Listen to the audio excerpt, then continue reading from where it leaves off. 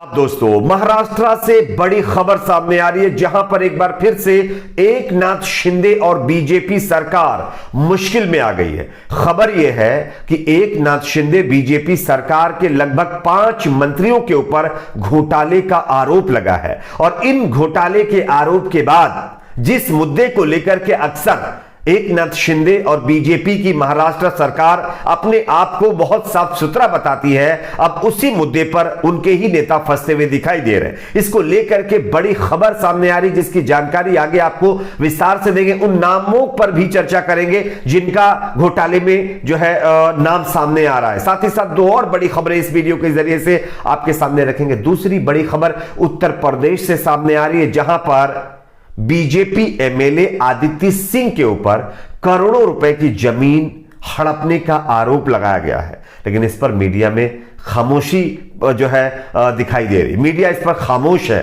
किस तरह से, इस पर भी हम आपको जानकारी देंगे। तीसरी बड़ी खबर तमिलनाडु से सामने आ रही है, जहां पर बीजेपी एनडीए के संगठन में शामिल पार्टी एआईएडीएमके ने 2024 के लोकसभा चुनाव से पहले बीजेपी को ही आंखें दिखानी शुरू कर दी है। उन्होंने अब बीजेपी को लेकर के बड़ा ऐलान किया है। क्या है, इसकी भी जानकारी देंगे। उससे पहले एक छोटी सी रिक्वेस्ट आपसे करेंगे, इस वीडियो को ज्यादा से ज्यादा लाइक करिए, शेयर करिए। अगर आप इस चैनल पर नए हैं तो सब्सक्राइब करके बेल आइकन को जरूर प्रेस कर लीजिए। बात करेंगे पहली और बड़ी खबर की। आप जानते हैं कि महाराष्ट्र के अंदर फिलहाल एकनाथ शिंदे और बीजेपी ने मिलकर के सरकार बनाई है। सरकार किस तरह से बनाई गई है यह मुझे बताने की जरूरत नहीं है, आप खुद जानते हैं। लेकिन यहां पर जैसे ही ये एकनाथ शिंदे बीजेपी सरकार सत्ता में आई है, उसके बाद लगातार कोई ना कोई बवाल यहां पर रोज जो है आता दिखाई दे रहा है। इसी बीच खबर यह है, मैं आपको दिखा भी रहा हूं, TV9 भारतवर्ष की खबर, शिंदे गुट के 4 मंत्रियों पर घोटाले का आरोप लगा है। दोस्तों, आज 5वें मंत्री की भी पोल खोलने की बात कही जा रही है और यह दावा एक विपक्षी नेता की तरफ से किया गया है। दरअसल पूरा मामला क्या है मैं आपको बताता हूं। खबर यह है कि पहले एकनाथ शिंदे जो कि खुद मौजूदा मुख्यमंत्री है, उनके ऊपर घोटाले का आरोप लगा। उसके बाद दूसरे नेता उदय सामंत का नाम घोटाले में सामने आया। उसके बाद तीसरे नंबर पर संजय राठौड़ का नाम सामने आया। उसके बाद अब्दुल सत्तार जो कि एकनाथ शिंदे की पार्टी के नेता भी है और मंत्री भी है मौजूदा, उनके ऊपर भी आरोप लगा है। और अब एक और नेता को लेकर के विपक्षी पार्टी शिवसेना ने बड़ा घोटाले का खुलासा करने की बात कही है और इसको लेकर के अब खुद एक जो है शिवसेना नेता आदित्य ठाकरे ने कह दिया है कि यह अनैतिक सरकार, इतने नेता और मंत्री इनके घोटाले में लिप्त हैं, के बावजूद भी महाराष्ट्र में ये सरकार चला रहे हैं।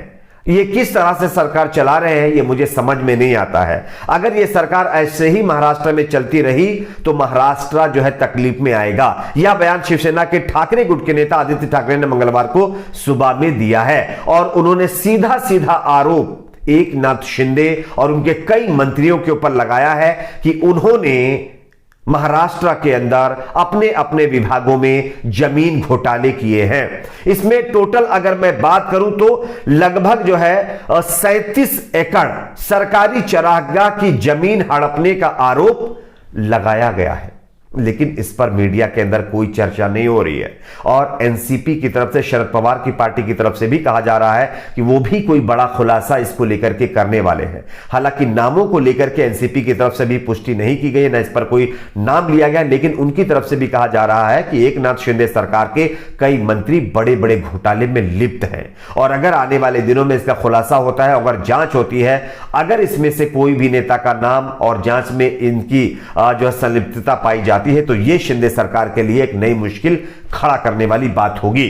आपके हिसाब से क्या इन नेताओं के खिलाफ जांच होनी चाहिए या नहीं, कमेंट सेक्शन में जरूर बताइए। एक और खबर की बात करेंगे, उत्तर प्रदेश से सामने आ रही है। उत्तर प्रदेश में योगी जी जब से सत्ता में आई है तब से यह कहा जाता है कि योगी जी के सत्ता में आने के बाद उत्तर प्रदेश से भ्रष्टाचार खत्म हो चुका है। अपराधी पनाह मांग रहे हैं और उनको धीरे धीरे करके या तो अपराध छुड़वाया जा रहा है या उनको पूरी तरह से खत्म किया जा रहा है। लेकिन इस बीच एक बीजेपी के खुद नेता और एमएलए को लेकर के जो खुलासा हुआ है वो चौंकाने वाला है। मैं आपको खबर दिखा रहा हूं, आप देख सकते हैं, बोलता हिंदुस्तान की खबर है, ये मैं नहीं छाप रहा हूं। यहां पर लिखा गया है कि UP BJP MLA Aditya Singh जो पहले कांग्रेस पार्टी की एमएलए थी, अब बीजेपी में चली गई हैं वॉशिंग मशीन से धुल करके।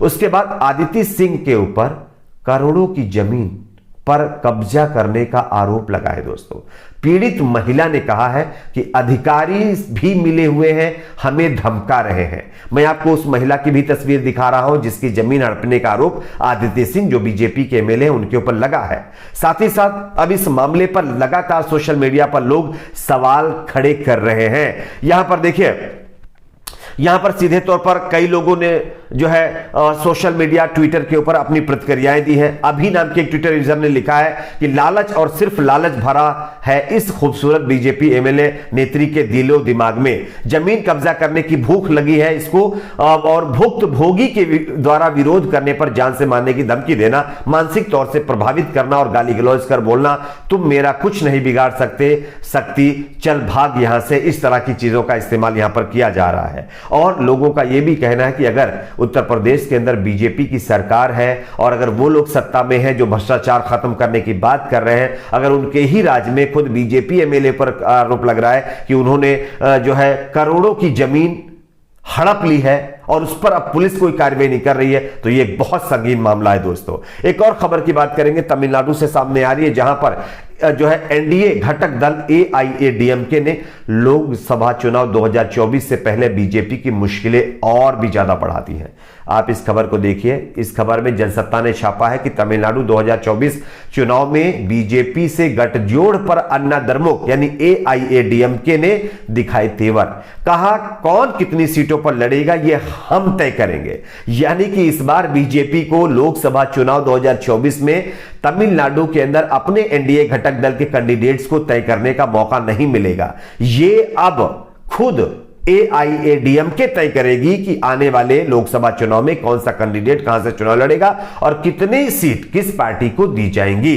लोकसभा चुनाव 2024 के लिए आप जानते हैं कि अभी फिलहाल कुछ थोड़ा सा वक्त है, लेकिन उसकी तैयारी अभी से शुरू हो चुकी है। इससे पहले भी जब विधानसभा चुनाव हुआ था तो एआईएडीएमके और बीजेपी के बीच काफी टकराव देखने को मिला था, और इस टकराव का नतीजा यह था कि अभी फिलहाल तमिलनाडु के अंदर कांग्रेस और डीएमके की सरकार चल रही है। एआईएडीएमके और बीजेपी सत्ता से बाहर हो चुके हैं, लेकिन अब विधानसभा चुनाव के बाद लोकसभा चुनाव को लेकर के भी एआईएडीएमके ने बीजेपी को आंखें दिखानी शुरू कर दी है। उन्होंने साफ साफ डिमांड रख दी है कि अब वो सब बातें नहीं चलेंगी, जो पहले डिमांड्स बीजेपी की रहती थी वो सब नहीं चलने वाली है। अब हम डिमांड करेंगे और हमारे हिसाब से तमिलनाडु के अंदर बीजेपी को चलना होगा।